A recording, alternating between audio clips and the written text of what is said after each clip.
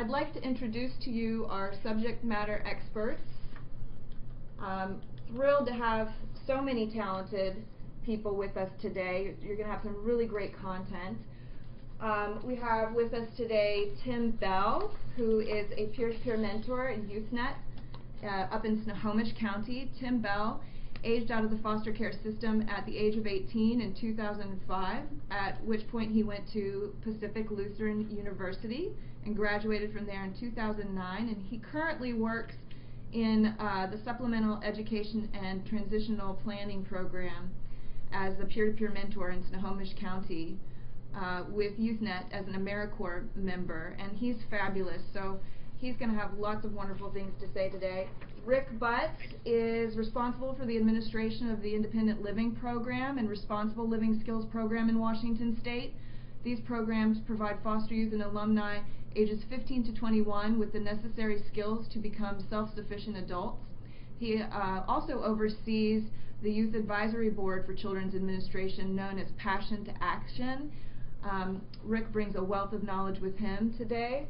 We have Dawn Cipriano McCafferty. Many of you know Dawn. She works over at the Higher Education Coordinating Board as the manager, the program manager for the Passport to College program, the scholarship program. And let's see, who do we have here next? Darcy Keller. Darcy is also a wealth of information. She's been working in financial aid field since 1985.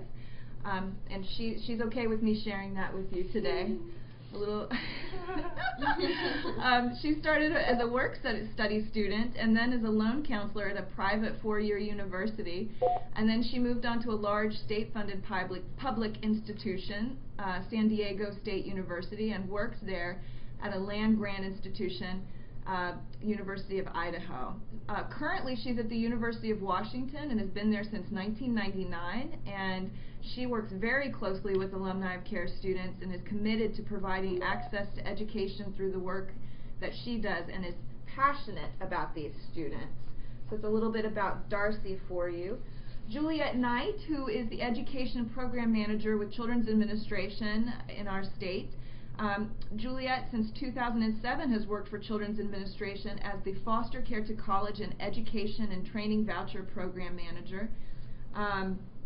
The Foster Care to College pilot program focused on helping youth graduate high school and enroll in college, and the federally funded ETV program helps offset the cost of attendance to attend an accredited college. She oversees the Education Advocacy Contract and School District Agreements, which helps address school stability for children and youth in foster care. And prior to her experience with Children's Administration, Juliet actually worked at the Higher Education Coordinating Board as a program manager for the state work-study program. So Juliet brings that nice combination of experience from the Higher Education Coordinating Board and the Children's Administration realm. We have Jabyron May, who is a student at St. Martin's University, and I happen to know that Jabyron actually did a little bit of work in the financial aid office, so he's extremely knowledgeable and is going to speak to you today. The lovely and talented Bridget McDevitt, who has over 20 years of experience with community college processes, including 5 years as a financial aid director for Seattle Central Community College and Seattle Vocational Institute. We have Colleen Montoya Barbano, who is with Seattle University. She's the director of their Fostering Scholars Program, a campus support program and scholarship program for alumni of CARE students. Under Colleen's leadership, the Fostering Scholars Program has become a national model and is proud to boast a 90% retention rate. Go, Colleen, and Fostering Scholars. Colleen holds her master's in social work from the University of California, Berkeley. And then we have the lovely Lisa Predovich on the phone. Lisa works with me here at the College Success Foundation. She serves as a program officer with the college department. She works closely with the Governor's Scholarship and Passport to College programs and students, providing educational support to the students. Lisa has worked in higher education for over 8 years in various departments: financial aid, scholarships, instructional technology, and program support. And then last but not least at all, we have Valerie Skeleton, who's a student at Mariner High School, and is here to speak to us today. So that is our list of presenters, and we're going to move on to the next slide. Okay, so I think we wanted to begin here by talking to the subject matter experts who are the students, and I'd like to start out with Jabiran and Valerie, if you wouldn't mind speaking a little bit. Let's start with Jabiran first, if that's okay. I'd like to ask you, Jabiran, how important is it for students from foster care to have support with the financial aid process, and why?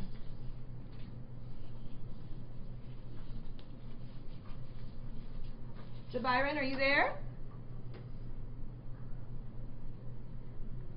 Uh-oh. We might have lost Jabiran. Hopefully he'll log back on. Valerie, are you with us? Yeah. Hi, Valerie. It's Alexia. Would you mind speaking to that, about the question of how important it is for a student from foster care to have support with the financial aid process, and why? Yeah, I can do that. Okay, so it is very, very, very, very important for foster youth to have help. I know this because I really had no idea how to do financial aid. I had no clue because I've never had that kind of support. And then I had Amy Franklin, I'm not sure if you know her, from YouthNet, and she really helped me so much. If I didn't have her, I wouldn't have known about all of the possibilities for me in being a foster youth, and how much financial aid there is for me, and just that I could totally go to college. And so, yeah, if foster youth don't have help, then they might not know that there's so much help out there and so many opportunities for us, and it really helped me. And so now I can go to college. So it sounds like Amy was a real support person to you and sort of helped you navigate that process for the first time. Yeah, like, I guess my real issue was I was really bad at organizing stuff, and so she really helped me put down deadlines on my calendar and tell me about like Governor's Scholarship and ETV and the Saddle University passport, or the passport to college and stuff like that. And she told me about that, and she helped me, she guided me through the deadline processes and just how to, like, she just put me in a direction, and without her, I wouldn't probably have as much financial aid, and she just helped a lot, I have to say. So it sounds like, can I ask, when did you learn about the Governor's Scholarship? What grade were you in when you learned about the Governor's Scholarship and the education and training vouchers? Okay, so Amy got to me kind of late. I would recommend YouthNet and other support people to get to foster children earlier, maybe in their junior year, even sophomore year, because I never met Amy until my senior year, actually. I think it was like right before the senior year, maybe in the summer. And I would have been a lot better off now if I had met her earlier, because so I heard about the Governor's Scholarship this year, and I still got it, so it's cool. But yeah, it really would help people if they had support earlier, because then they can start planning, and it won't be so stressful like it was for me. That's really good advice. Thank you. Have you applied for the financial aid? Yeah. Right now, I actually am deciding which college to go to. I think I've decided on Seattle University. That should be exciting for Colleen to hear. And yeah, and so that has, as you know, Seattle University has a really good foster child program. And so it's basically a free ride for me. So that is really awesome. And I had to go through all the financial aid stuff. I've been getting packages all this month, and it's been kind of stressful, like, sorting through it, but Amy really helped me. She made, like, a list and just put it in really easy way to read my financial aid packages and all of my scholarships I've gotten. And so it was really clear to me with her help. So, yeah, and I had a lot of really good offers. That's great, thank you. So it sounds like the next question was going to be, is there any particular resource or person that helped you? But it sounds like YouthNet and Amy and Tim were critical to you knowing what the resources were and actually completing the paperwork.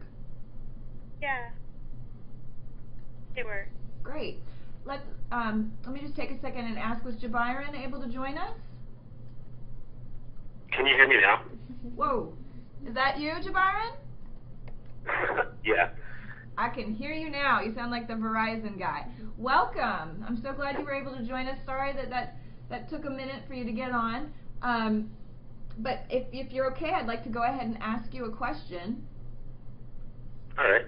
Great. So I'd like to know, Jabiron, how important is it for a student from foster care to have support with the financial aid process, and why? I think it's really important. My own experience is before I went to college, all I knew how to do was fill out my FAFSA. When I got here, I didn't know about refund checks or anything else. All I knew pretty much is that I didn't have any out-of-expense pockets because of my award letter, and the people that I worked with before college told me that. What was influential to me was once I got here, because I had a bad semester my first semester, the financial aid office took me in, and they were pretty much like a second family to me, where they like made sure I went to class, made sure like all my financial aid stuff was taken care of, because I had so many different sources of financial aid, and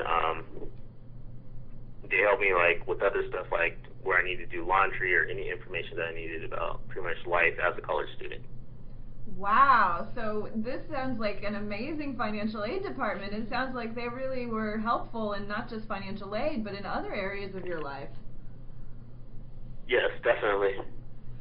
And so what advice would you give for others who are seeking to help students from foster care with financial aid? What tips would you like to suggest? I would suggest giving as much information as possible, because without it, you're just like stuck in the dark pretty much, because financial aid is a hard process to understand, and so without all the information, the lingo, and everything that you need to know, you're gonna like miss out on a lot of stuff. Okay, thank you. That's really great advice. And Valerie was just mentioning that the earlier that you receive the information, the better off you are and the more prepared you feel. Yes.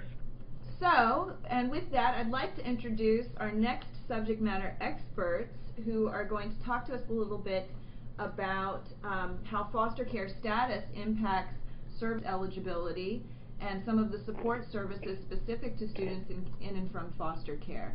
So I'd like to introduce Rick Butt and Juliet Knight. Rick and Juliet, take it away.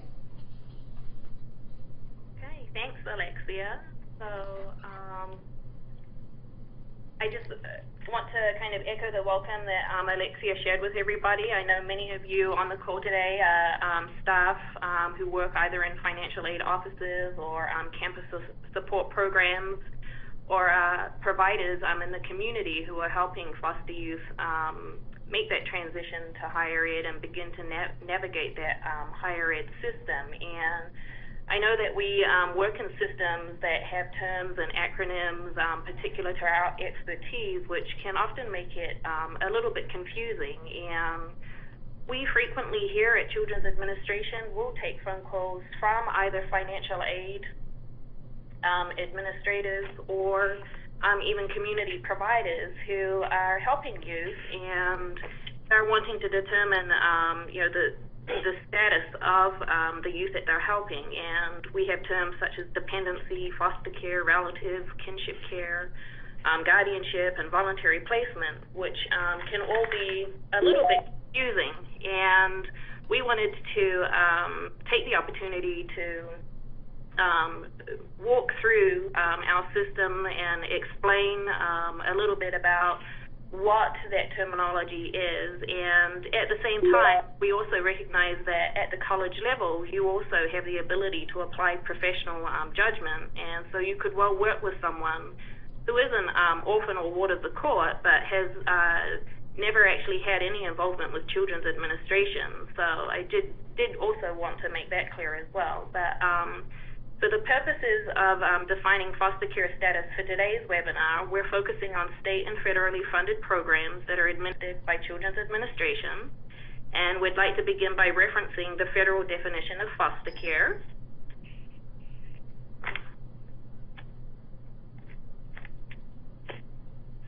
And the federal definition means 24-hour per day temporary substitute care for the child placed away from the child's parents or guardians, and for whom the department, meaning Children's Administration, or a licensed or certified child placing agency, has placement and care responsibility. It includes, but is not limited to, placements in foster family homes, foster homes of relatives, licensed group homes, emergency shelters, staffed residential facilities, pre-adoptive homes, and regardless of whether the department licenses the home or facility and or makes payments for the child, the care of the child. So what we want to really focus on is that Children's Administration has placement and care responsibility. This is really critical for a lot of the programs that we offer here in our state. And currently, Children's Administration is working on educating staff and the community members on the different eligibilities and whether or not they are eligible for the various programs based on whether or not we have placement and care responsibility. One of the big things that will often come to your attention is dependency versus dependency guardianships and or guardianships. And we thought it was really crucial that we talk about that today. When there's a dependency action filed within our state, our courts maintain oversight. There is monthly supervisory visits by Children's Administration, and most of the young people, or children and young people, are considered to be in foster care as falls under the federal definition. So foster care will be foster care, relative care, group care. For many, many years, we've also done dependency guardianships, and as of June of 2010, we've kind of moved away from that, but we still have some dependency guardianships existing. So the difference is that with a dependency guardianship, our court maintains oversight. There may be some supervisory visits, either 6 months or yearly, by Children's Administration. However, by law, they are not in foster care and are not eligible to receive many of the services. And as of June of 2010, we no longer do dependency guardianships, but we still have some that are grandfathered in that have been in existence for many years.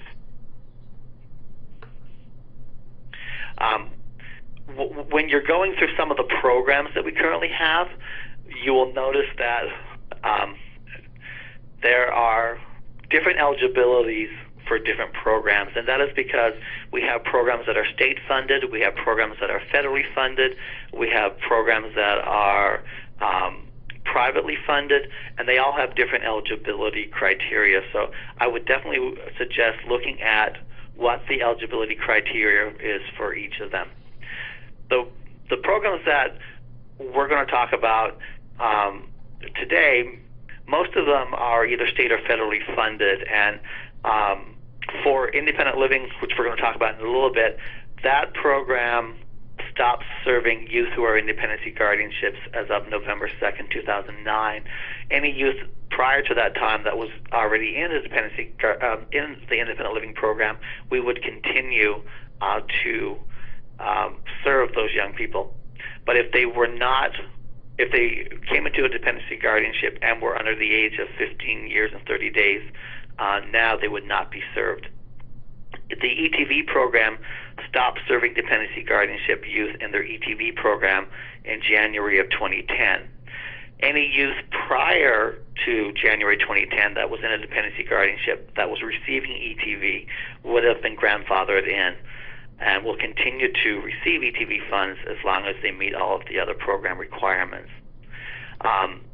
several of our other state-funded programs, such as Passport and SteadUp, and the Independent Youth Housing Program, they are all still serving dependency guardianships because they are state-funded programs.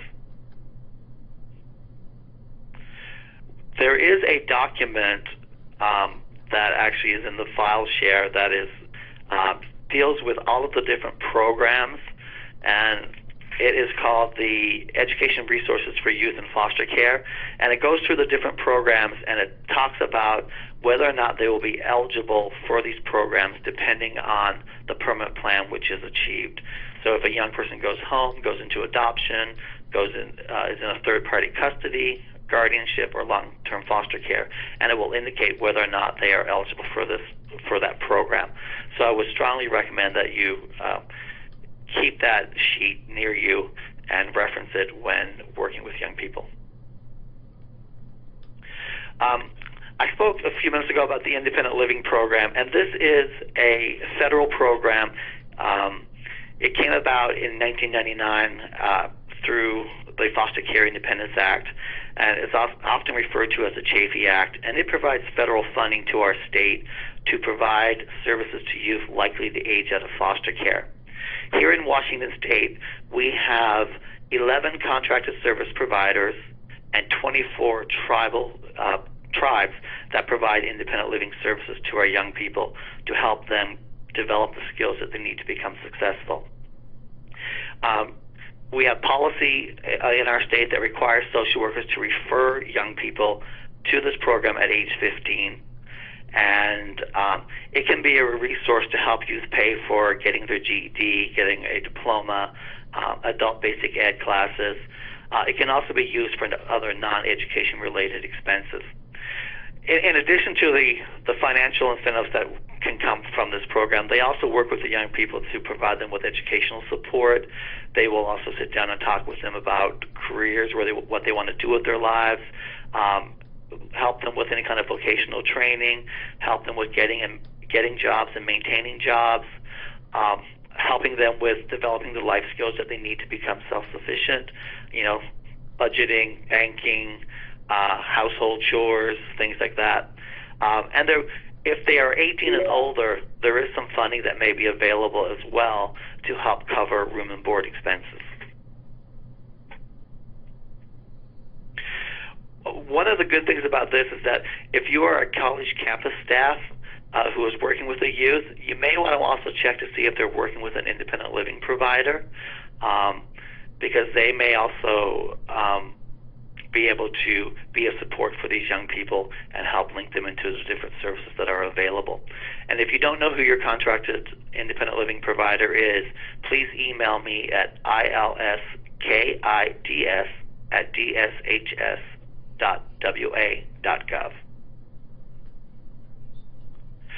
We also have a Foster Care to 21 program, and this is for youth who have graduated from high school or obtained a GED, and they are wanting to pursue a post-secondary education program.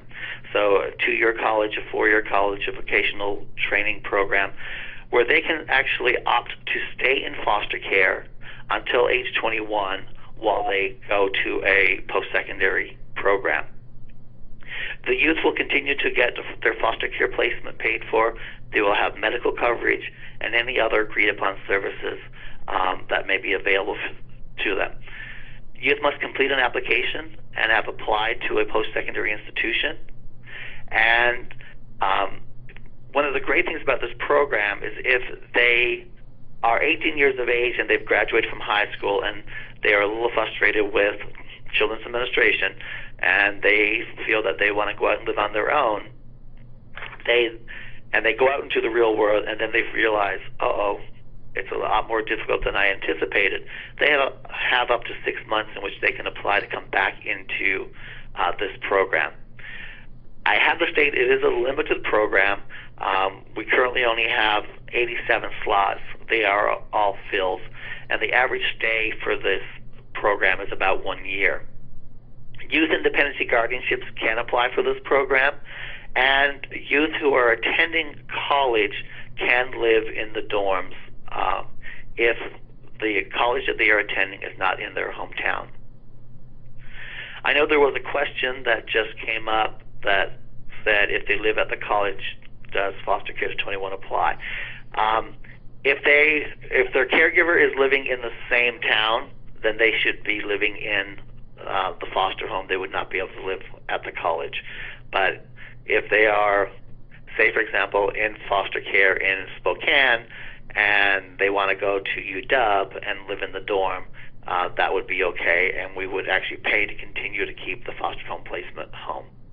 And I'd just like to remind everyone at this point, we do have question and comments and answer portions worked into the presentation, so we are writing down all of your questions, and I'll get to those at the end of the presentation. Thank you. Another great program that we have, and a lot of young people, unfortunately, when they leave care are not aware of it, or they may forget, is that all of our youth that are leaving foster care as of July 22nd, 2007, they all have medical benefits until their 21st birthday. And with that comes medical coverage, dental coverage, and any kind of mental health issues that they may have. So it is quite extensive, and it is an automatic for all of our young people when they leave foster care. One of the things that they may have to do is if they change addresses, they would need to call the number here on the screen to provide an updated mailing address, which will make sure that their Provider One card is sent to them. One of the things I do want to state is that youth in the adoption support program are not eligible for this program. Youth and dependency guardianships, however, are if the dependency guardianship was established before June of 2010.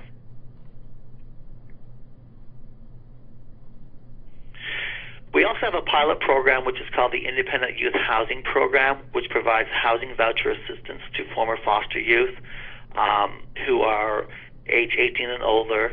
They were a dependent of the state of Washington in the month before their 18th birthday. They are under the age of 23, and their total income does not exceed 50% of the area median income.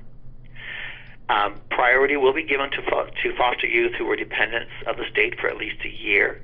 And this program provides support with monthly rent, utilities, move-in costs, cost for credit checks, cost for parking, as well as case management services. As I said, it is a pilot program, and it is only available in certain areas of Washington State. We have 5 providers. We have Catholic Family and Child Services, and they serve Yakima, Benton, and Klickitat County. We have Pierce County Alliance that serves Pierce County. We have Community Youth Services that serve Thurston and Lewis County. The YMCA of Greater Seattle, which serves King County, and Volunteers of America in Spokane that serves youth in Spokane County. So these would be the counties in which this program is available.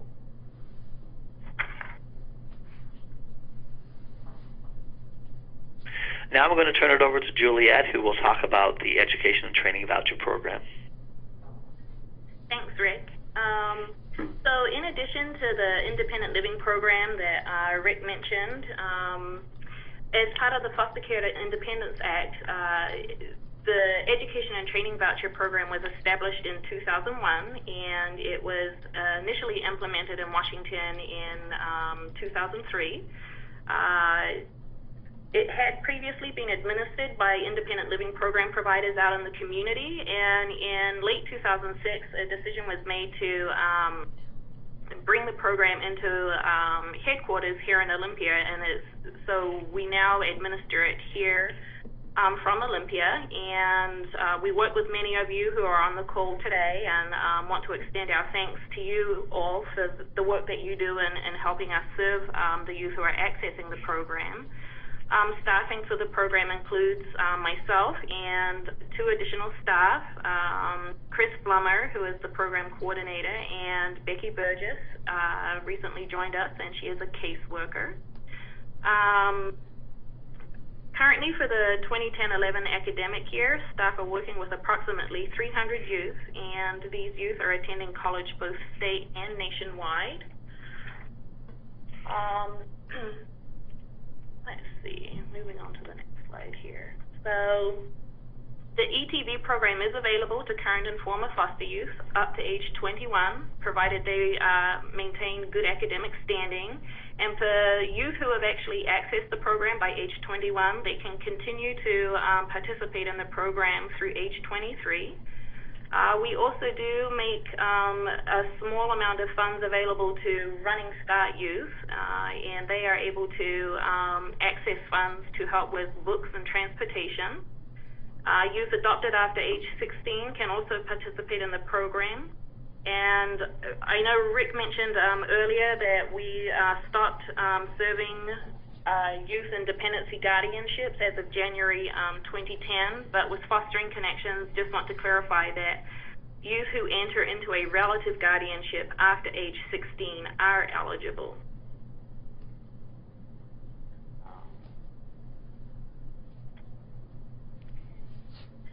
So ETV basically provides funding of up to $5,000 to help with the cost of attendance, and the categories are similar to those that are built into a student's budget at the college level. We'll reimburse a student for gas, car insurance, and routine maintenance, as well as repair, up to 50% of the Cali Blue Book value. If they live off campus and a car is necessary for the commute to and from college. Students who want to study abroad through their college of enrollment and who will receive credit for their time abroad may also access ETV to help pay for the costs involved. And we wanted to remind staff again that beginning in, for those of you who are on the call, in February we sent out an update to changes that were being made to the administration of the ETV program. And so starting in 2011-12, will actually be, there's a priority application cycle. So between January 1 and April 30th, students need to be applying to the program. And first-time applicants need to complete their application online. That application is located at www.independence.wa.gov. All applicants have to complete the free application, and other supporting documents that they are required to submit include a copy of the student aid report, a copy of their financial aid award letter, and a copy of their class schedule. We want to, let people know that regardless of whether they're a new or renewal applicant, that they shouldn't wait to submit their application until they receive those supporting documents. Those can all be sent as follow-up items at a later date when they become available. Renewal applicants, each year we send out an annual renewal process, annual renewal letter, and it's sent out reminding students to renew and stresses the need to complete the FAFSA as soon as possible. It's critical that students sign and send the consent portion of their application because this allows us to speak to their financial aid office if necessary. And again, wanting to remind everybody that regardless of whether being a new or renewal applicant, priority consideration is going to be given to those applicants who apply by April 30th for the 2011-12 academic year.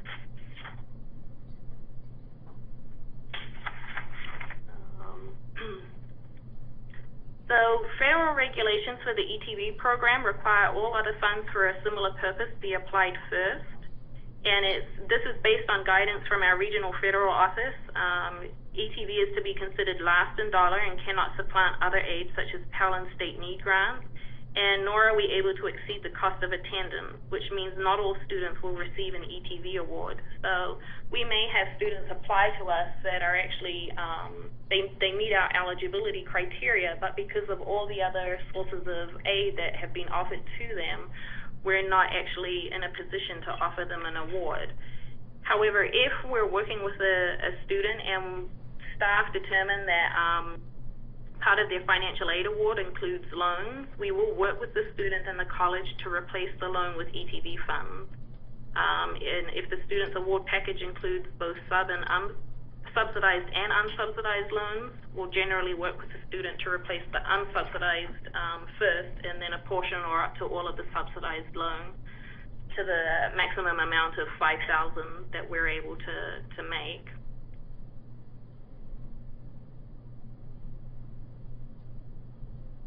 And I think that brings me to the end of my section of ETV. There is a slide that shows contact staff information.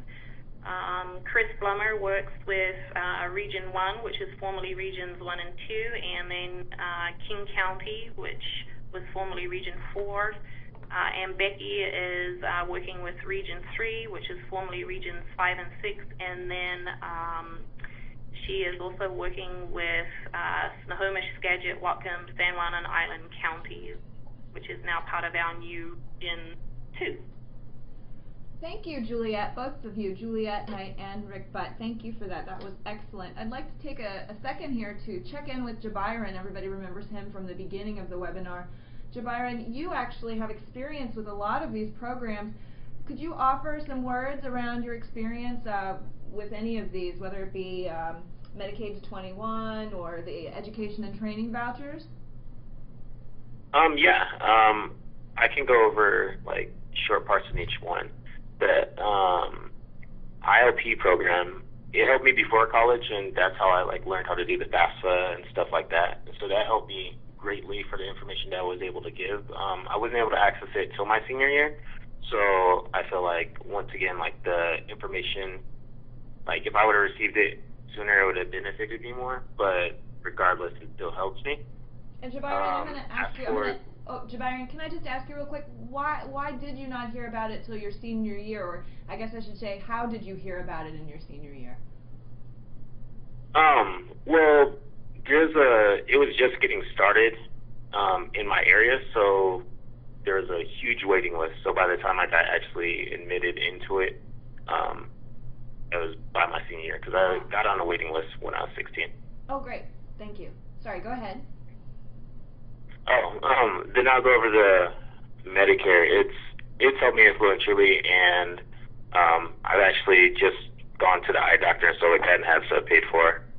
Last year, I had my wisdom teeth pulled for nothing as well because of it, and I just feel like it helps because it like takes the strain off of, you know, college expenses and then outside expenses as well. It helps me focus where I know that I don't really have to worry about medical expenses while I'm in college. One thing I would suggest is like having it longer, because most college students are in college until they're either 22 or 23, and so it kind of cuts off like right in the middle. And then as for the ETV program, it's helped me every year since I've been in college. When I actually started to work with financial aid, is because my car transmission went out on me, and ETV actually covered the cost of that. And I feel like working with ETV, CSF, and financial aid actually helped my interaction with financial aid and getting to know all the material that I know now. That's helped me be a successful college student. That's great, and I'm sure Rick and Juliet both are pleased to hear that these programs are helping you out so much, because I know they work really hard to promote them and to make sure they stay active. I'd like to stop at this point and take some questions, just because Rick and Juliet did cover so much material, and there's some really great questions. We're running a little bit behind, so bear with us. Deborah Martin asks, we will be finalizing the adoption of our 3 foster boys in the month. Will they qualify for this aid as well? So I guess she's referring to the independent living, ETV, and all of the things that you just covered. Could you speak really briefly to that, either Juliet or Rick? So I think it would depend on the ages of these young people when the adoption was finalized. So again, I would refer this person to go to the Education Resources for Youth in Foster Care, because it does talk about adoption. So like for independent living, if they were age 15 and in foster care for 30 days or more after their 15th birthday, they would qualify to continue to receive independent living until age 21. For ETV, if they were adopted after age 16, they would be eligible to receive ETV. And I know that some people are probably thinking, well, if they're both federal, why are they different? Unfortunately, it is that we have a little bit more flexibility in the independent living program, but it is spelled out in statute, federal statute, that it is age 16 for ETV. For the foster care to 21 program, if they go into adoption, they would not qualify for the Medicaid to 21 program, nor would they qualify for the foster care to 21 program. And Rick, you're absolutely right. That grid that you all have created is fabulous as far as quickly being able to look and see what youth are eligible for what. So it's a one-pager. It's very easy to use. It's the first file that you can download. If you look to the left under File Share, when you have a minute, everyone, please definitely download, save that to your computer, and print it out and look at it. So thank you, Deborah, for that question. Alexia, I'd also like to offer in regards to just reminding people that are on the call, especially when it comes to adoption. I know that that's a big step, and it's something that people think about a lot, but not to simply let the eligibility of ETV kind of drive that. I think there's also been stuff done at the federal level in regards to adoption happening at 13 or older, which means that the parent's income isn't reported on the FAFSA. And so there are many other forms of financial aid here in Washington State that could see and help students, get into higher ed. And because of the formula that's involved with ETV, you could end up with as small as a $40 award. So I just wanted to put that out there as well.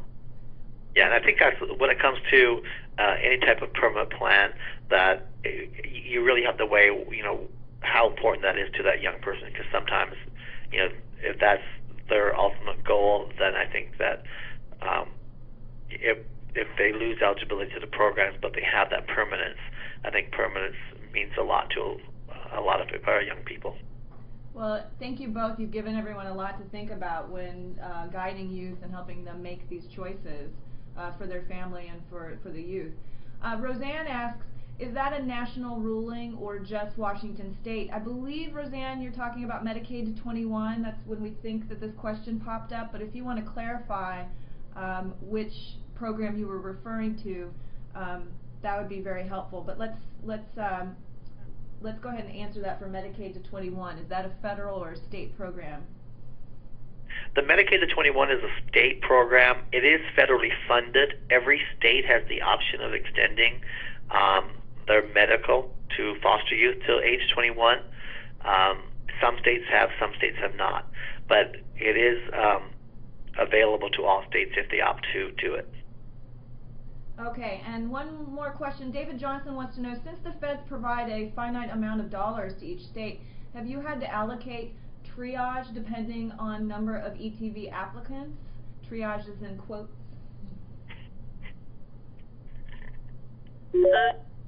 David, I kind of am interpreting the question a little bit, but we haven't reached saturation point with the number of students that we're able to serve, and so we've, as I referenced earlier, we've made a number of changes to the way we're administering the program, and we're anticipating during this 11-12 academic year to look at it very closely and see whether or not we need to consider reducing the maximum award amount from $5,000.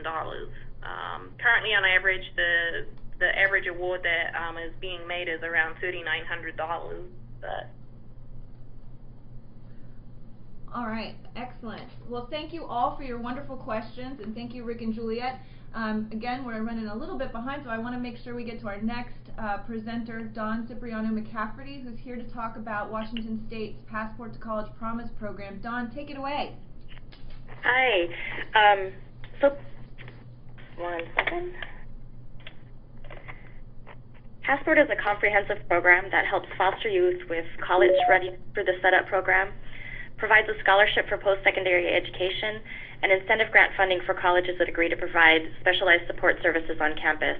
Now, for the purposes of this presentation, if I say the word college, I'm meaning any kind of higher education beyond high school.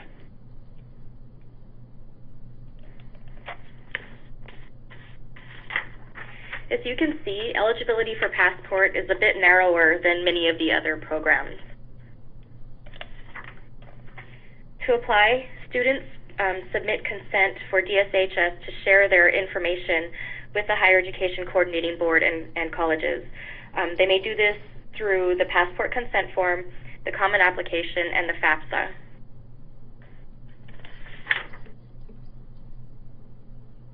DSHS verifies two things.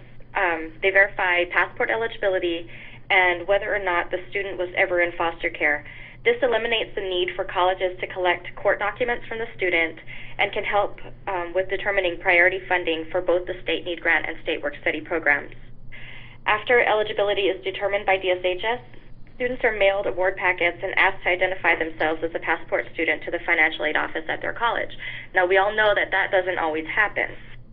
So one of the questions that I get asked most frequently is, how do I find Passport students on my campus?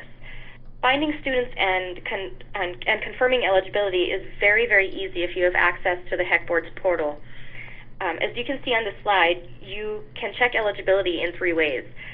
You can do individual students by entering their name or social security number. You can also upload a list of social security numbers or do a file upload. So potentially colleges can upload their entire student roster to the portal and have it ping back those students who are eligible. Also, if you are needing guidance on this issue, we do have guidance available, and just go ahead and contact me, send me your email, and I'm happy to send it to you.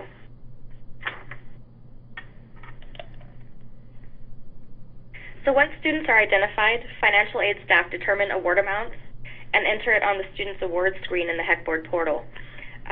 Passport law requires that students partially contribute to the cost of college. So this requirement can be met in a variety of ways. For example, state work study or federal work study, earned scholarships, their expected family contribution, wages from works, or loans. Unlike ETV, Passport funds are sent directly to the college and are either applied to the student's account or are released to the student to pay for their educational expenses. As I mentioned earlier, colleges that agree to provide specialized support services or have a viable plan for students from foster care are eligible to receive incentive grant payments from the Higher Education Coordinating Board.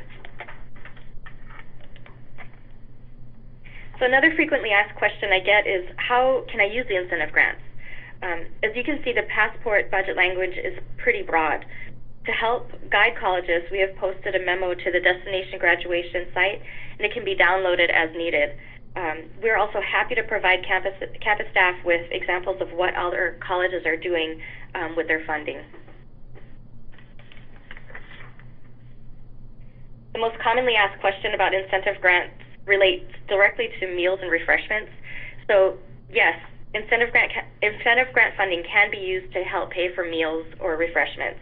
In fact, many colleges have found that free food can help increase student participation at meetings or activities. Funds have also been used for textbook lending libraries, school supplies, for creating special computer labs, training, tutoring, transportation, test fees, and many other creative things. So if anybody has any questions, I'm happy to answer them. If not, I'll go ahead and turn it over to Lisa Predovich.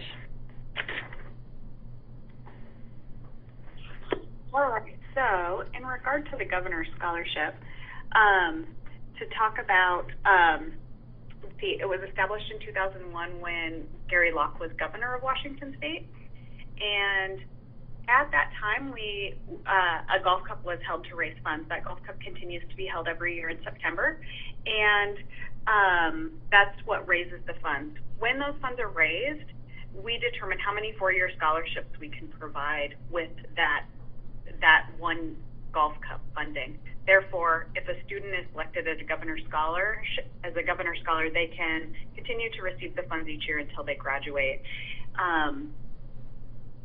The eligibility requires that the youth be a dependent of the state of Washington, federal or tribal out-of-home care. A minimum GPA of 2.0 is required, and the students must attend an accredited post-secondary institution in Washington State, there are some other stipulations where, for the most part, students are eligible for any community college, for your public institution or for your private institution in Washington State. There are only a couple proprietary institutions that are approved for receiving the governor's scholarship. And the scholarships range between $2,000 and $4,000 a year, depending on the cost of attendance for the student. So that is all I have on governor's scholarship, unless anyone has questions. Thank you so much, Lisa. I'd like to intervene right here for a quick second and ask Jabiron again, because I know he has experience with accessing Passport to College scholarship funds as well as governors. Jabiron, is there anything that you'd like to add?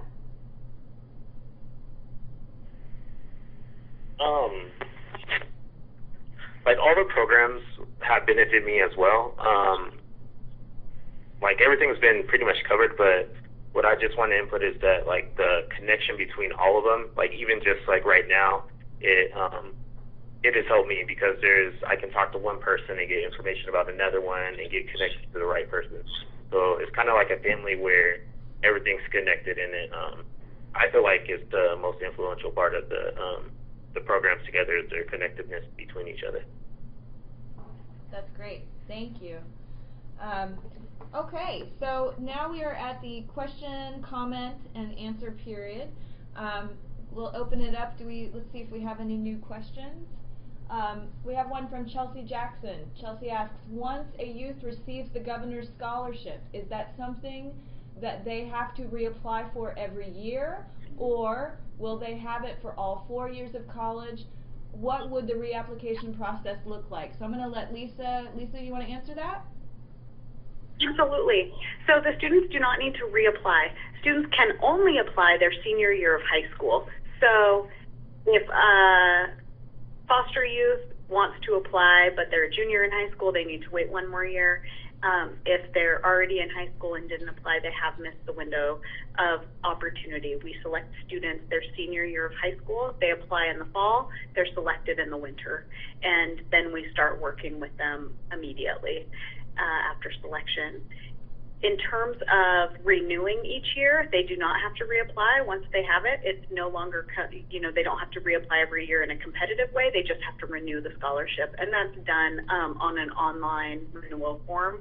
It probably takes the students about 15 minutes, but it asks them questions about how school is going, how many credits they've completed, and if they need assistance with anything, and that will automatically renew it for the next year. That's great. Thank you, Lisa, and thank you, Chelsea, for your question. We have a question from Valerie, or asking Valerie. Valerie, have you applied for any of these scholarships yet? Wait, what? Which one? Hi, Valerie. Sorry to put you on the spot. I was just curious. We'd asked Jabiron because we know he's has experience, but have you applied yet for these scholarships? Yeah, I have. Okay. I've gotten the governor's scholarship. I've gotten Passport. I've gotten ETV, and I have TL funds. Yeah. So yeah, I've never used them yet though, because yeah, I haven't used them yet because I'm not in college. But I've used my TL funds a lot, actually, believe it or not, because for really weird things. Oh, not weird things, but like, I wanted to go on a fire trip to California at Disneyland, and I could use my TL funds, and they helped pay for the, I had $300 I hadn't made yet, and they actually paid for that. And also, they paid for sending my SAT scores and some college applications, and so that's been really helpful. Oh, and cap and gown. They're going to pay for that, I think. I hope. Well, that's great feedback. I mean, I think oftentimes maybe some folks don't think about the need for funding to submit SAT scores or to take these tests, and so that's really useful information for the professionals on the phone. Thank you. Patricia Albert asks, what are TL funds? Rick Butt, please answer. So TL funds are transitional living funds, which are tied to the independent living program. For youth who participate in the independent living program, or youth in foster care, from 15 through up to their 18th birthday, they're eligible for up to $500 to help with anything they need to help them achieve their independent living goals. And then from 18 through their 21st birthday, there is approximately $1,500 per year available to assist youth with any kind of incidentals that they may have, such as car repairs, room and board. As Valerie just said, they're going to help pay for her cap and gown and things like that. So it's pretty flexible, but these are funds that are available to help youth who are preparing to transition out of care and to be a support for when they are actually out on their own. And so you would suggest that these young people connect with their independent living program to access those funds?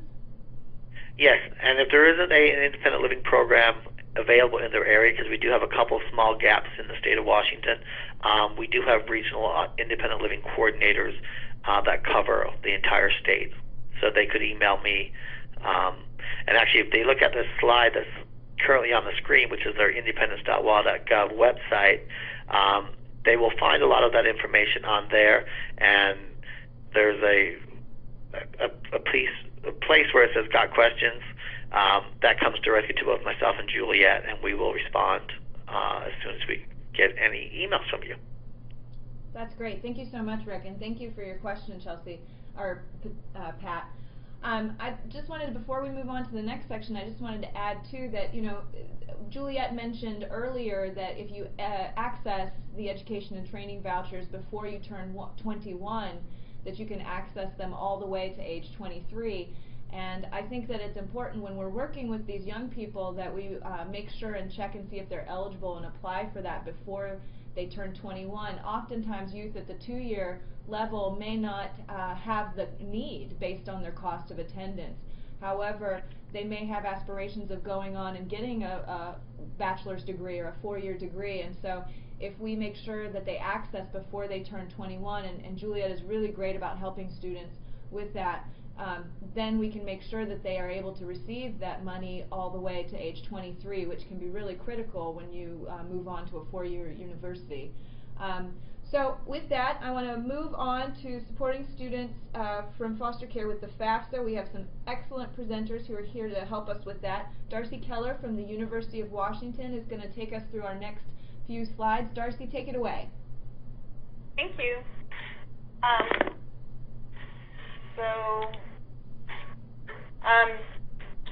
The first thing you can do for students who are trying to just determine whether or not they have eligibility or what their eligibility might be before they're actually going to apply, you can have them fill out the forecaster, the FAFSA forecaster. It's on the same website as the FAFSA, which is listed there, FAFSA.gov.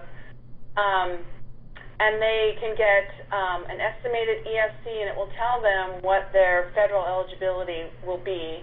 The student just needs to know that it's a forecaster, it's not an actual award. And it also doesn't include any state programs or scholarships on there. So it's just an indicator of their eligibility, and it sometimes alleviates any anxiety about whether or not they'd be eligible for financial aid funds. When it is time to file, the students need to know that each school may have a different priority filing deadline date. So they need to check with the school to see what their deadline dates are to be considered for all the types of AIDS programs. Students need to know that the federal processor is in the East Coast, so it's on Eastern Standard Time.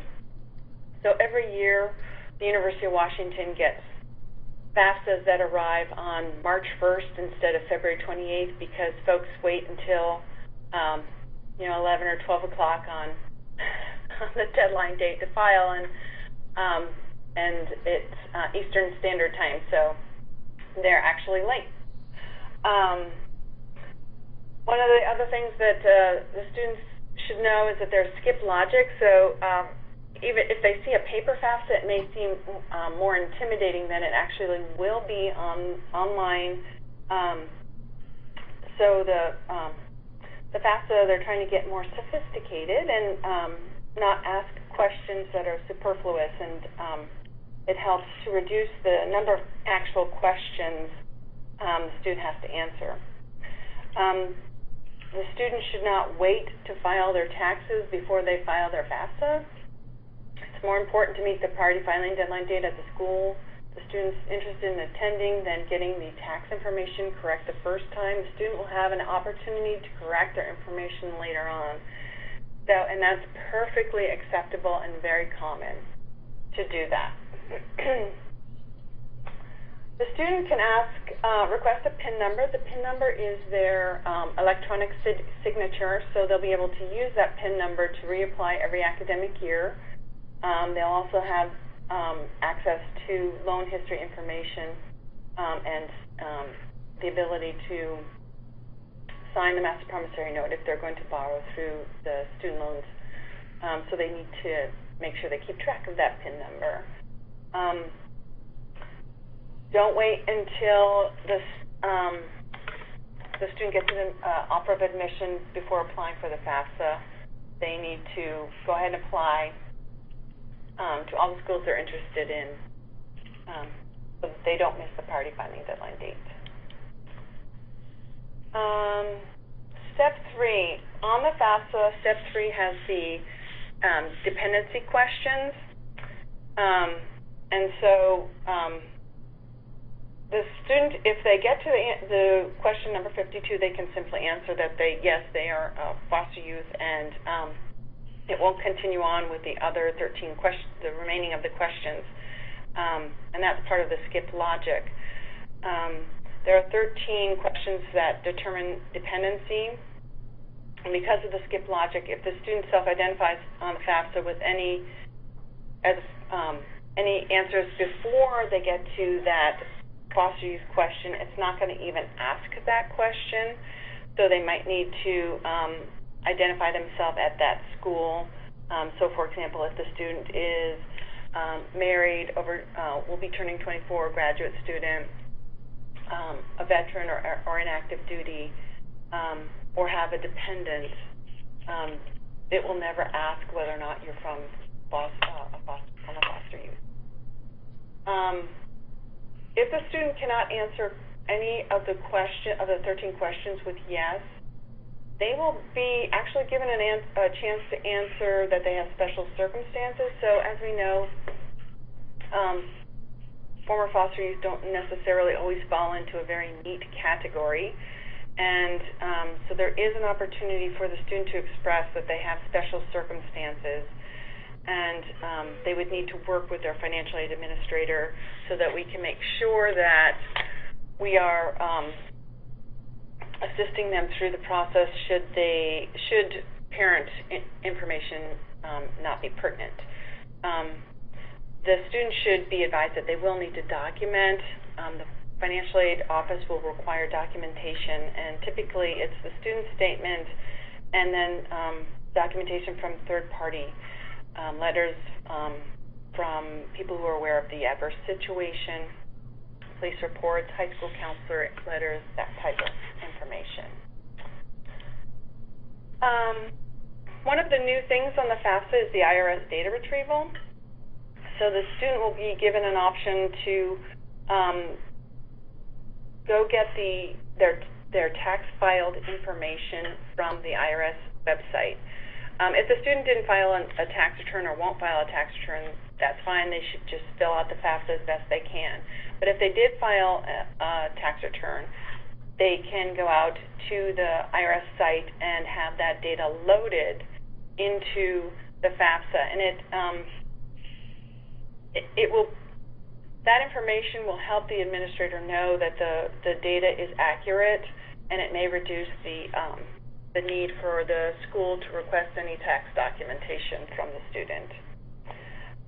The student should be aware that it simply pulls the student's tax filed information from the IRS data bank, and it just loads it into the appropriate fields, and there's no audit trigger that would negatively impact the student.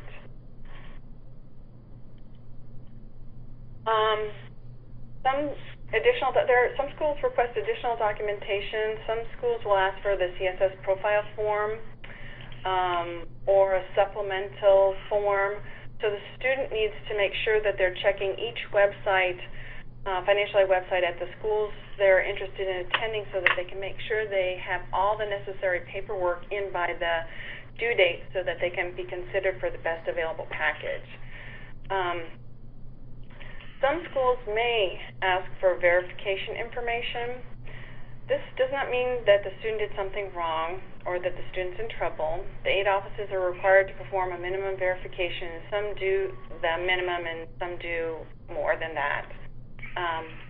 But it doesn't mean that the student's in trouble, although I've been told by the students, some students, that they feel like they've done something wrong.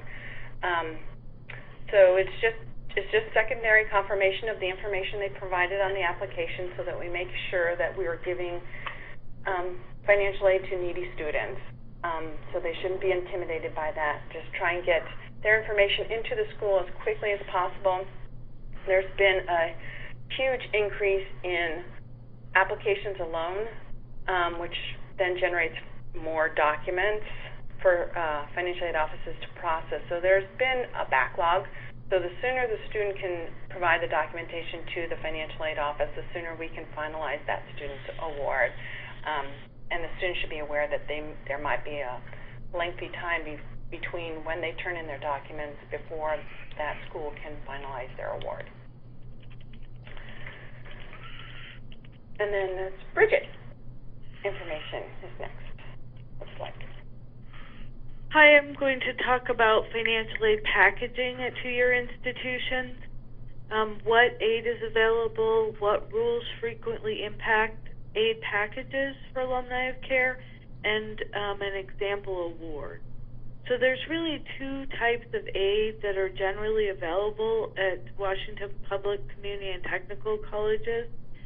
Those types or forms of aid are gift aid and self-help. So gift aid does not have to be repaid. Some exceptions to that is if the student finishes 0 credit. In general, some examples of gift aid are federal grants like the Pell Grant or the SEOG grant, the Washington Opportunity Pathways Financial Aid, such as State Need Grant, and many schools also have institutional grant or tuition waivers. Some scholarships are also considered gift aid. And then self-help forms of aid are work study. Some community and technical colleges have loan programs. Not all of them do, but that would be considered self-help. Also, the student's contribution, or EFC, or any portion of unmet need. So for schools to determine a student's financial aid package, they must first determine what the student's need is. And there's two important elements in determining the need. One is the budget, and the other is the estimated family contribution, or EFC. So each school develops student budgets based on federal requirements of the cost for the average student for attending a 9-month academic year. The budgets include only the cost of the average student. They do not include costs for the student's family. And schools have 2 or more budget categories. Below are a couple of examples. I'm not sure why the slide is a little bit out of line, but that's okay. These budgets are actual budgets for Seattle Central for this year. And there are 2. One is with parents, and it doesn't pay rent. The other is not with parents and or pays rent. So here we only have 2 budgets. Some schools will have possibly a living on campus budget or an independent budget but lives at home. So those budgets are always published on the financial aid office's webpage at each school. The expected family contribution, Congress mandates the formula used to determine how much the student and the student's family, if required, could be expected to contribute towards educational costs. The EFC is determined by completing the FAFSA.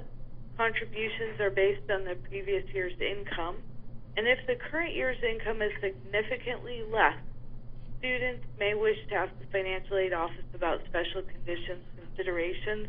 So if they were previously working and now they're not, would be a good example of that. Financial need is then the difference between the average cost of that student's budget that we talked about and the student's estimated contribution, that EFC. So it's the student budget minus the EFC that equals the student's need. When determining need, here's an example of a real student at Seattle Central. The student's budget, they were an independent student, they lived on their own, they paid rent, so their budget was the $16,194 for the academic year. They had filled out the FAFSA and their EFC was 0, so their total need was the $16,194. This would be an actual package for someone that met the priority deadline. They were eligible for a Pell Grant. They were eligible for an SEOG grant here, for the state need grant, for work study funds up to the $1,400 a quarter, which is the maximum here, and then the passport scholarship of $1,000 a quarter. So their total aid package came to $15,972, and their unmet need would now be $222. So in this case, even though the student was possibly eligible for up to the $5,000 of ETV, they were able to receive the $222 because their need was considered met. It's also important to point out that many colleges will increase student budgets for the cost of a computer, documented uncovered medical or dental expenses, or out-of-pocket child care expenses, or required program costs or equipment that are not already accounted for in the standard budget. So those are ways that this budget could be increased so that the student could receive possibly additional funds that they were eligible for. So some common rules that I think impact Alumni of Care student awards are 25% of the aid package must be from a self-help form of aid. So that would be work study, loans if the school offered it, and that's sometimes why I think we have service providers that have possibly scholarship money or other things that students they feel should be able to receive, but they're not able to based on these rules.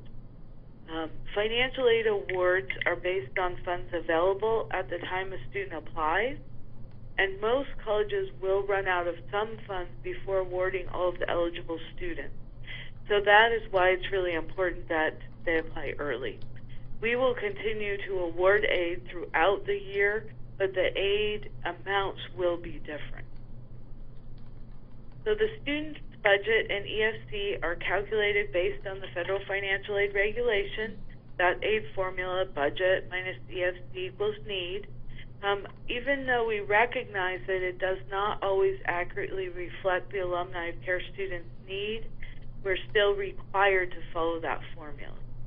And the formula can only be adjusted by increasing the student's budget by some of those possible eligible costs or decreasing their EFC. So if they had an EFC that was above 0 to start with, it might be possible to change that if their income has now changed. But it's only necessary for them to do that if they were denied some kind of aid because their full need was met.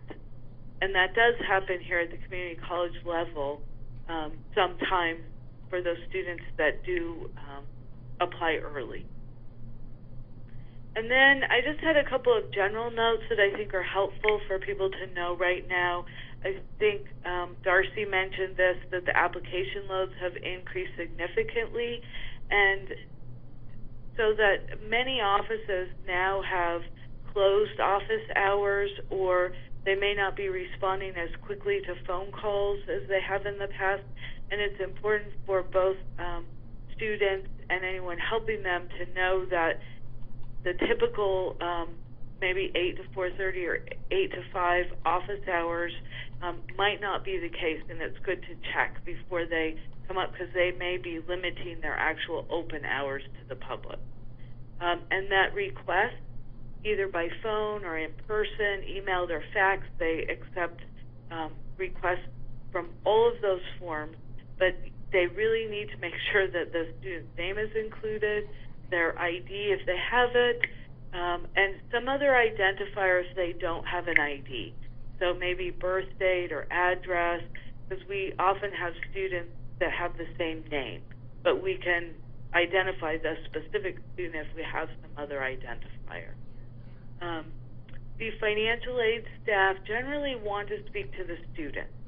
So even though we know that there may be other people who are trying to assist them, it's better to do that either with the student there or putting yourself as an CC on the email, because the translation between a third party often gets changed.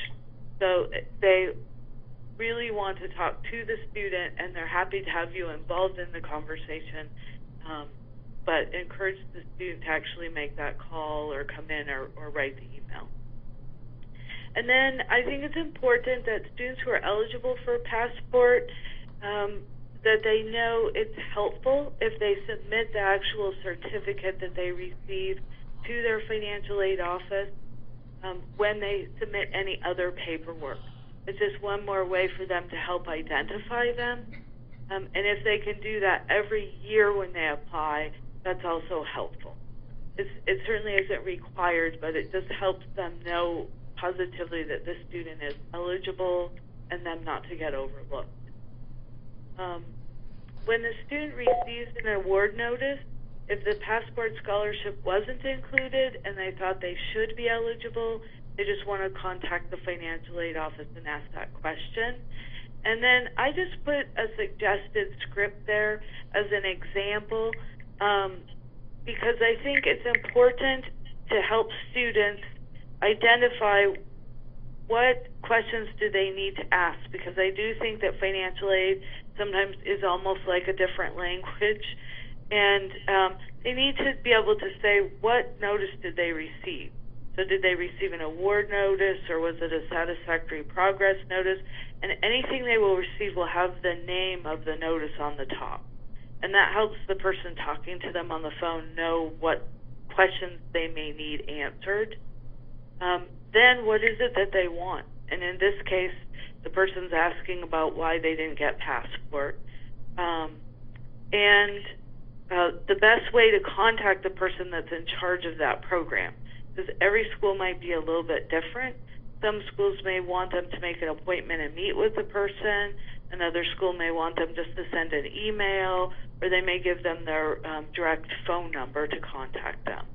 And every school, because of their the different staff that handle those programs, all might have a little bit different way of handling that.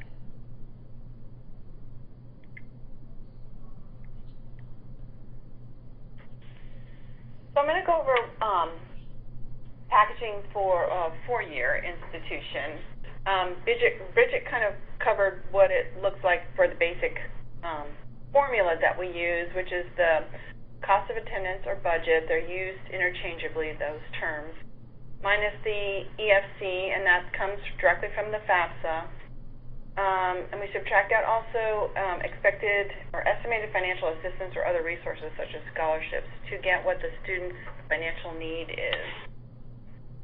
How do we determine how do we construct a budget?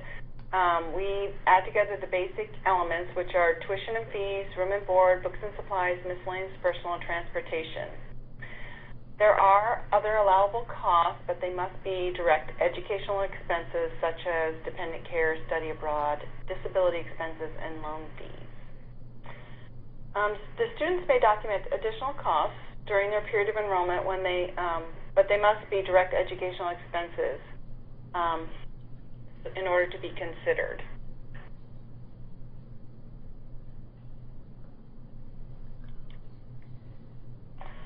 A lot of times we get questions about why did outside resources reduce the student's award. Part of the aid formula takes into consideration any estimated financial assistance the student has available to them. The estimated financial assistance is typically scholarships, awards, and fellowships provided specifically to offset college expenses and are typically designed for that student's college costs. We have limited tax-based dollars, as I'm sure you all know, because I'm sure you all have limited dollars available to you. Would best serve those who, all things being equal, do not have additional resources available to them, so the financial aid is designated to assist students with their educational expenses. If the student has outside resources to help those costs, it serves to meet their financial need and thus reduce eligibility in other aid programs. So it does count in the student's award, but generally speaking, what financial aid offices do is they work from the try and reduce any student loans that the student may be offered first in awarding those outside resources, so it reduces the student's loan debt.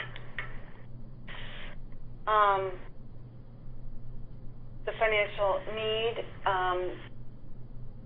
is financial aid attempts to meet the students' need in different aid programs. There are federal, state, and institutional financial aid programs depending on the school and depending on the school's participation. So some schools may not offer certain federal programs. It just depends on whether or not that school has participation in that program. There are different funding sources. So, for example, the Pell and SEOG, and that's Supplemental Education Opportunity Grant, are federal programs. There's the State Need Grant and Passport, or state aid programs. At the University of Washington, we have tuition exemption and the undergraduate university grant available to students as well. So, some of those aid programs that I talked about are limited aid programs. So what that means is we get an allocation from the federal government for things like the SEOG, or also called the Supplemental Education Opportunity Grant.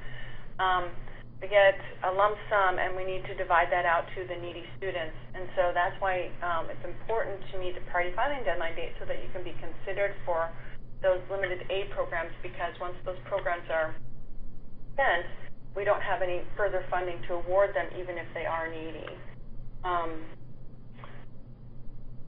Programs such as the Pell Grant or the Stafford Loan Program are not limited aid programs, so if the student does meet the priority or misses the priority filing deadline date, they may still be eligible for those two federal aid programs.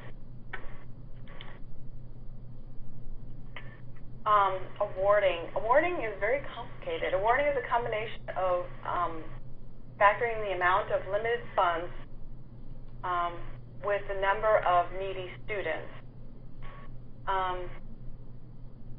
So we take into consideration those who have met the priority filing deadline date and their EFC ranking, and we try and award them based on each year's pool of needy applicants in the priority filing deadline pool.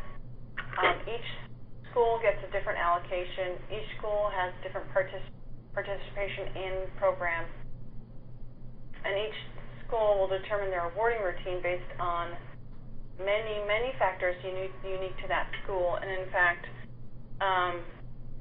they may change their awarding routine year to year based on the number of applicants who met the priority filing deadline date and who have great need, and whatever funding sources they have available to them. So, for example, if the student has 40,000 students who met the priority date, I like that I put 40,000 students. We don't have 40,000 students that we award, but clearly I was feeling that way when I wrote this. So if the UW had 40,000 students who met the priority deadline date, we have approximately 9 limited aid programs, all with differing awarding criteria and funding levels. So of those 40,000 eligible students, there are a full spectrum of EFC rankings. So of those 40,000 students, you may have students who have 20,000 EFC or 0 EFC, or anywhere in between or even higher. A student who is an EFC with 0 will not have the exact same award as a student who has 100 EFC, but all the 0 EFCs should have the same exact award unless they have other resources or have a different budget.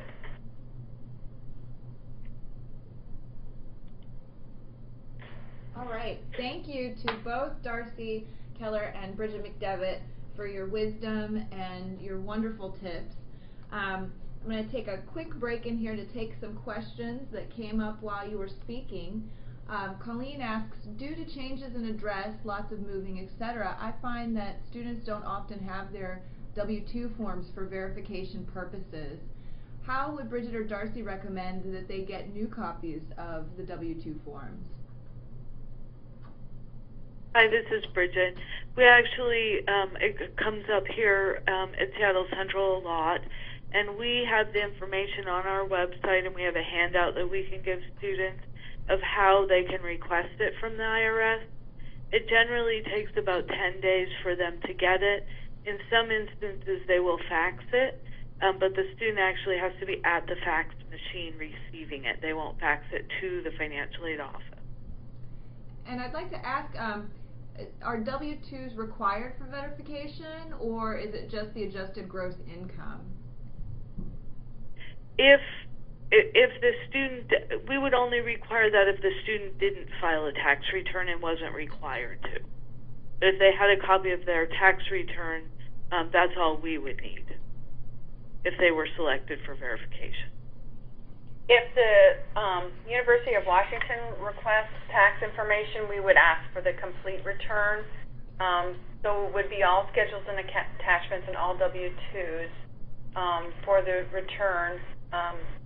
The student can also request the employer resend out their W-2 if they have moved or have lost the W-2, because the employer is required to retain that information. But as Bridget said, they can also request it from the IRS, so we also accept the IRS transcripts. Okay, great, thank you. Zoya asks, many times their tax returns will be enough to meet the verification requirement, but students can also call local or main IRS to obtain W-2 transcripts. I think she's echoing what Darcy, you just said. I'd like to ask a quick question to Dawn. If you could clarify, I know you put that great link for passport eligible colleges. Just want to clarify for the folks on the webinar here, passport eligible colleges, does that mean if a youth goes to another school, they can still receive the scholarship if they're not attending one of the schools that's in passport eligible college? In order to receive passport, they need to, the colleges that the passport students are attending must meet one of the must meet the state criteria for the state need grant program.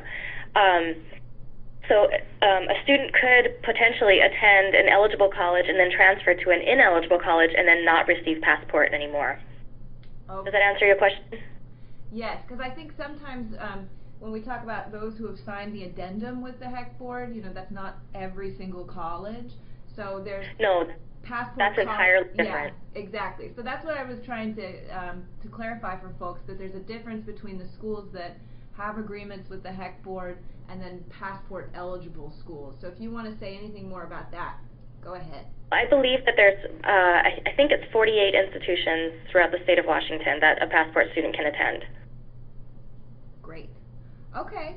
And so I have a question here for Bridget or Darcy. Could you discuss the state need grant and state work study priority funding? And by priority funding, we mean for foster youth. Could you speak a little bit about that, either Bridget or Darcy?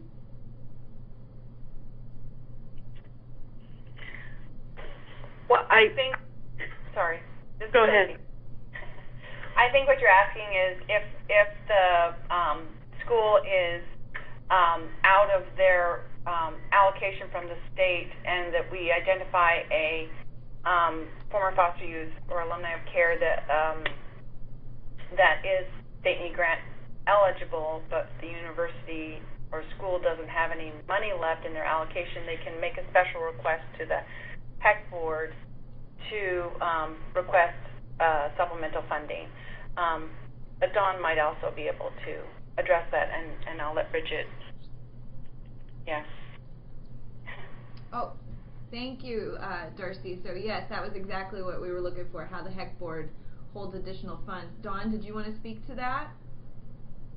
Well, what the college needs to do, if they do find that a student is eligible or was formerly in foster care, what they should do is individually contact the state need grant staff or state work study staff. Okay, thank you so much, ladies. So again, just keep your questions and comments coming through the chat portion of the webinar down at the lower left-hand part of your screen. Jabiron, I'd like to have some student input here. Do you have anything you'd like to add about, I know you're at St. Martin's, you want to talk a little bit about financial aid packaging? Financial aid packaging, I don't know how it is at public schools, but when I worked in a financial aid office for foster youth, I guess they get their stuff first. I actually went through this last year because my girlfriend's an achiever and we applied the same day and everything like that. I got my award and everything awarded to me before she did because of the priority process that is at St. Martin's. That's great. Oh, and it looks like we have a clarification around the eligible colleges. It looks like we have around 69 eligible colleges and not 48. So we just wanted to make that clarification for folks on the phone.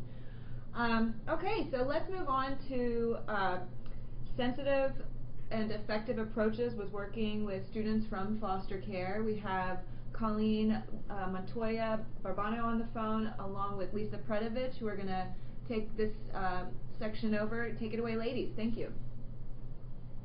All right, so in order to have sensitive and effective approaches for working with this population, we thought it was to discuss how to build trust with this population of students. And so we wanted Jabiron to speak a little bit about sort of how he first got to know the financial aid staff at his school and how that trust building sort of progressed.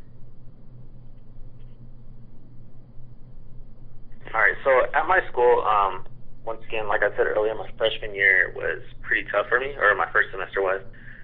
When my transmission went out on my car, I actually sat down with Lisa and financial aid to figure out how to increase my cost of attendance.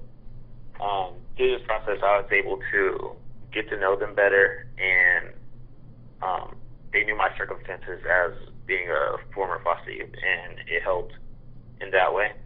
I know everyone probably won't be able to have like the same experience as me, but I feel that getting to know the financial aid officers so that they know your situation will help you the best at being able to understand appropriate ways of dealing with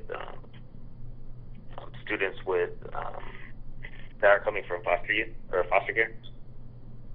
I know we talked about whether or not, like, how to address the question of, like, if you're a foster or so like that, but to this day it hasn't come up for me of whether anyone's actually asked me that in financial aid or wondered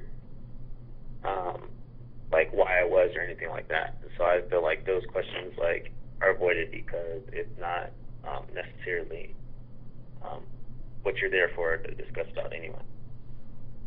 Jabiron, this is Colleen. Can you talk a little bit about how the folks working with you gained your trust? What was their approach, or how did you develop trust of some of the personnel? Are there things that they did that made you feel like you could trust them? Yeah, from the beginning they're very understanding, just by trying to help me when I needed help with my car and stuff like that. What they did for me personally was they offered me a job in financial aid, so I learned about the financial aid process itself. That helped me also, like, I'd get invited over for dinner and stuff like that. They'd make sure I was in classes. They'd made sure like I had a place to do laundry, because I know at my school it's done with credit cards, and I didn't have one at the time and stuff like that. But pretty much they just extended themselves as a family to me, and even the like work study students that were also in there, it was pretty much the same process where it just became more close-knit, and that's how I started to trust them, because they actually cared about my well-being, or at least showed it to the most extent. I think that's really great, and I also really appreciate how you explain that the financial aid staff, when they sat down to talk to you, there was sort of an understanding that you didn't have a family member to go to ask for extra money when it came to things like laundry or car repairs and stuff. And so it sounds like they were really understanding and just really made an effort to adjust your financial aid package appropriately for your situation. Yeah, that's absolutely correct. Like, they knew about my situation, and also what I forgot to mention is that my financial aid director knew Lisa Predovich, so it kind of helped me get to know them better, as well as like, oh, well, Lisa said this is a good person to talk to, because I already trusted Lisa from helping me with my governor's scholarship and everything else that she's helped me with. And by her just being like, oh yeah, this is a good person, you should go talk to her if you need help, stuff like that. Like, it was immediate, like me actually reaching out as well, not just the financial aid office and the officers working there. Great example. And Colleen, did you want to talk about expectations of student information? Sure. So I think, I feel a little bit like I'm preaching to the converted here, but I think most people on this call probably do approach this work with sensitivity. However, I think, one thing that I've learned is I think there can sometimes be an assumption that we are owed or should expect information from students that we may actually not need. I think that can come in the very blatant question that Shaviran sort of referred to, which is obviously, why were you in foster care? I think we all would agree that that's rarely a question, if ever, that any of us working on college campuses or with these young people need to know. So I think something to consider when working with students is to approach it and err on the side of respecting the privacy. And there's actually not a lot of information any of us need to know to ensure that they qualify for the aid that they need. And the speakers that went earlier today touched on some of that specific data that we may need. But again, while I understand most people on this call probably are already approaching students in this way, I think we need to remember that there's a lot of people we work with on our campuses and in our financial aid offices that may not have that level of sensitivity and awareness. And so anything we can do to educate other folks in our offices. I know at SU, the first point of contact in the financial aid office can sometimes be student workers at the front desk, or folks that may not have a lot of experience or familiarity with things like passport. So I know our financial aid officer, who is assigned to fostering scholars, really does an excellent job of trying to educate other people in the office. If somebody comes to the window with a question about X, Y, or Z, please refer them directly to me, because not everybody can always be as sensitive as we like. So I think, again, erring on the side of privacy is something that assuming the student wants privacy is something that's been effective for me. Thank you. Really good points. And I'll talk a little bit about, with the College Success Coalition, we do a lot of mentoring and a lot of advocacy. And so to discuss sort of when do we advocate for students and when do we pass the baton and really work with the student to learn how to advocate for themselves. And certainly we always want to work in partnership with the student. And as someone with experience in student services, I may know some ins and outs of various policies and procedures that a student may not yet be aware of. And so in a lot of cases, we are sort of mentoring and tutoring the students in navigating the higher education system. We don't necessarily need to be holding every student's hand, but I definitely approach my work as like, let's meet students where they are. If they have not experienced going up to an advisor and introducing themselves and explaining what it is that they're having challenges with, doing that for the first time can sometimes be scary. And so how can we teach them to do that on their own, and in what cases is it necessary for me to meet the student on campus and take them, you know, this is the advising office, this is the advisor that works with passport students, they're a great resource, you know, come see them directly anytime you have questions. And so like Jabiron said, like I did that his freshman year and introduced him to Amy in the financial aid office, and then from that he knew, like, Amy's the person I go to, and sort of just leading students to be able to do these things on their own.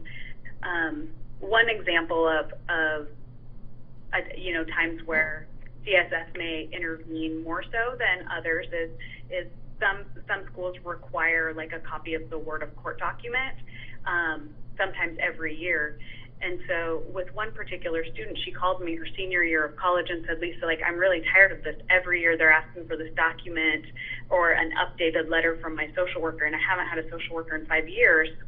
And it's just painful for me to relive this every year when they want me to contact someone at DSHS, and like my former social worker is like gone now, and what do I do? And so in situations where students are disclosing that they are feeling like they're reliving some painful parts of their past, you know, CSF keeps a copy of the document on file, and we can certainly write a letter on behalf of the student to sort of explain that, yes, the student emancipated, no, they don't have contact with the DSHS supervisor, and therefore, like, please accept this as the updated documents. And so, like I said, like, sometimes there's really good reasons for staff to intervene and sort of take care of some of these back-end processes for the student, and then other times to be able to teach the students how to do that on their own so that they can, you know, get easier and easier every year that they're working on those things. And then also at the bottom of the slide, there's a resource here listed. It's providing effective financial aid assistance to students from foster care and unaccompanied homeless youth. And for anyone who hasn't seen that workbook yet, it's absolutely fantastic, and it does cover all the questions on the FAFSA. It gives various scenarios. The students know, you know, if you fit this scenario, you answer yes to that question. And if you fit this scenario, you answer no to that question. And also tips for staff who work with this population of students. It says, you know, if you need to know this information, these are good ways to ask the question, and here are ways that would make us, you know, potentially make a student uncomfortable. And so I'm sure that link can be posted on the Destination Graduation website, so that everyone can access it for more information. Can I also ask if Valerie and or Tim would like to jump in here at all in terms of, in their experience, and Tim, both sort of on both sides of this work, what your experiences have been? I'm sure. I'd say it's sort of difficult because you have to sort of gauge where your students are at. I would say that, speaking for myself, I definitely didn't want to be recognized as like a foster kid when I was in college, and so like I don't know. Not only was it a information thing, being like accessing ETV programs. Not only was it an information thing, it was also just like a stigma thing. Like I didn't want to get like pigeonholed as like the foster kid, or I didn't want to feel like a charity case or that. So I think on the subject of sensitivity and effective approaches, I think considering what level your student is at is like having like personal like one-on-one conversations with them, something that can be very effective and very sensitive. Both of the things we're addressing now, because you can really assess where that student is at that point. And I think Valerie has sort of a similar story, but I'll let her speak to that. Okay. Yeah, I was actually just talking to him about it because you guys talking about how to address foster kids and help them out and stuff like that. And I was kind of talking, and I didn't think I was going to talk on the phone about it, but I kind of don't really want to be seen as a foster kid in a way, because I am a foster kid, but I don't want to be given, like, pity. I mean, I know I'm going to give it support and stuff, but I feel like I don't need so much support. And it's a really awesome thing that there are people out there who want to help me, but at the same time, I have, like, accomplishments on my own, like, through academics and personal perseverance, and then kind of just being called, like, saying that I got where I am because I'm a foster kid is just, I don't want to, like, I want to be like me and not, you know, associated with certain type of thing. I guess I'm just super independent in that kind of way. So I guess it's good to just address where foster kids are in terms of how they feel about themselves, how comfortable they are, if they're still dealing or grieving with their issues, or if they're still sensitive about being in foster care, or if they've kind of moved on, and if you know where they are in that kind of way, and just be like really aware of how the foster kid feels about themselves as a person and as a foster child. Yes. Thank you so much for making that point to both Tim and Valerie. I think that really needed to be said, and that it is a very unique and individual experience, you know, and how people want to identify or not identify, how they may or may not want to participate in any campus support program is something that I think really should be left up to the young person, and that requires engaging them in a conversation and a dialogue about what they would like and what they're most comfortable with. So I think that was an excellent reminder. Thank you. Okay, I want to thank Lisa and Colleen for their wonderful comments and open it up now to questions. We're approaching the end of this webinar. Elena has a question that she says, I'm planning a spring luncheon for Passport and Governor Scholars. Is it sensitive to keep it separate or introduce them to one another? That's a great question, Elena. Did Lisa or Colleen want to address that? Sure. So I love when campuses get the Passport and Governor Scholars together. And the feedback that we've gotten has been really positive when we've done those things. For instance, today I'm in Spokane and I'm about to go have pizza with all the governors and Passport Scholars out at Eastern Washington University. And the students that are comfortable with it come, and the students that aren't comfortable with it, they'll text me and just say, like, sorry, not interested. And so, like Colleen said and like Valerie said, it's really up to the student's individual preferences and comfort level. We do, what I have noticed is if students know me or know their advisors that will be in the room, they are really likely to come. Like, oh, I know Lisa, or I know, you know, my advisor Colleen, and so like I'm definitely going to show up and say hi to them. For students that don't know us, what I tend to notice is they will ask me questions like, can I bring a friend? And I do like to, you know, I like to be able to say, yes, absolutely, bring a friend, because that means that they will come and meet us. And then next time when I invite them to an event, they're more likely to come and be comfortable coming alone, because they would have made some friends at the first event and started to, you know, kind of learn what is this community of Passport Scholars. So every school is a little bit different, every student's a little bit different, but to provide the opportunities I've found to be very positive. That is great feedback. Thank you, Lisa. David from Connecticut, who joins us, I know that we've had some chatting going on around his question, but I thought I would offer it up for those on audio. Do private, generally for-profit or vocational VOTEC schools come into financial aid process for Washington State foster youth?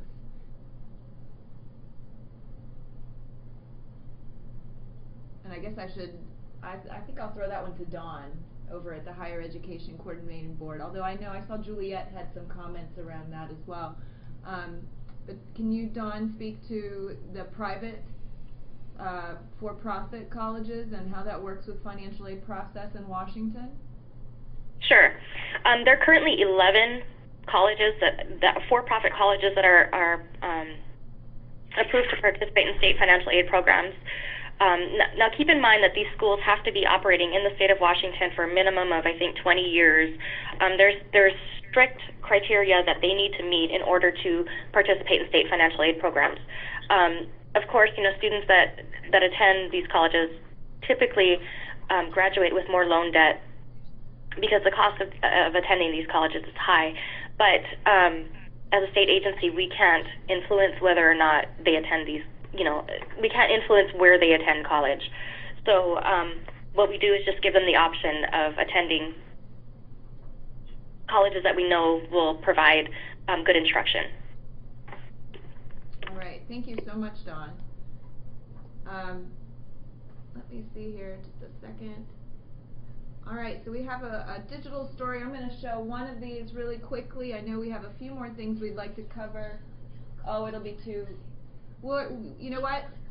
You can click on this link here and view the digital story after this webinar. There also, you can find them up on the Destination Graduation website, which we'll give you the link to later, so that you can view both of these wonderful stories that that these students have created. And then moving on, here is everyone's contact information. So all of the presenters from today have their contact information, both phone and email address, for your convenience. And again, I'd like to remind you that on the left in the middle there are several files that we would like to share. Children's Administration, Rick and Juliet, have offered a guide of all of their adolescent programs and services and eligibility. The next three documents are a breakdown of contacts for the Passport to College designated support staff on each campus based on the DSHS region, so that will be helpful to many of you, hopefully. And then also FAFSA tips, really great step-by-step advice for filling out the FAFSA with someone who has been in foster care.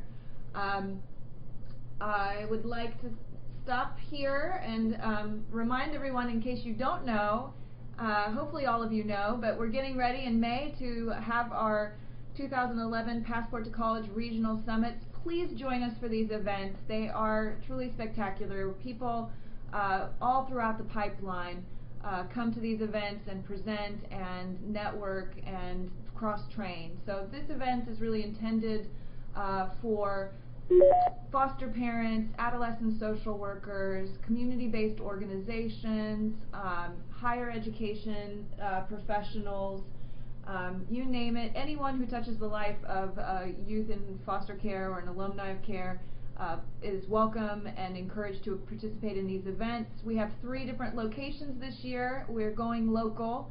And so if you live in the DSHS Region 3, your summit is going to be at Centralia College on May 13th. If you're in Region 2, it'll be at the Edmonds Conference Center, which is operated by Edmonds Community College, on May 20th. And if you're going to be in Region 1, Big Bend Community College out in Moses Lake on May 26th. These are day events. They are free. Breakfast, lunch, and snacks are provided. Great people, good food. Come and join us, please. Click on the link to learn more and to register for that event. Okay, so I first of all want to thank everyone for participating in today's webinar, and in particular Valerie and Jabiran for taking the time to come and talk to other professionals and help us do a better job at the work that we do. Thank you so much, Valerie and Jabiran. I want to thank Rick and Juliet over at Children's Administration, Bridget at Seattle Central Community College, and Darcy over at the University of Washington, Colleen over at Seattle University, and Lisa over here at College Success Foundation, and Tim at YouthNet. Thank you everyone for your expertise and time, and this concludes our webinar on assisting students with financial aid. Thank you so much.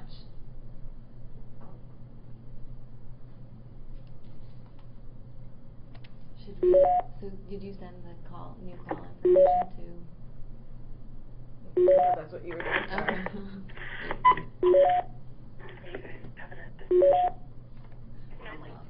Okay. Yeah. Yes.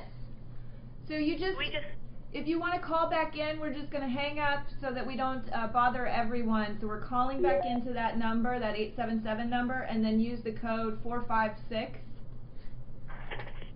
456. Yeah. Yeah, okay. All right, we'll talk to you in just a few seconds. Oh my god. We ended on time. Look it is fucking 12 o'clock right now. Can you believe it? All right, we are debriefing at, what's the number? I don't know, 877. Pull it on my email. Come on, really? 87. Oh, shit.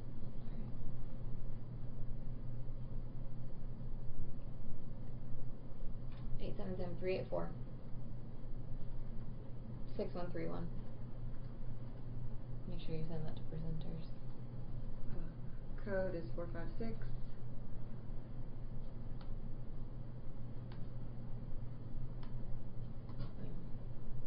Alright, so should we close out of this and officially end the thing? Yeah, we need to stop recording.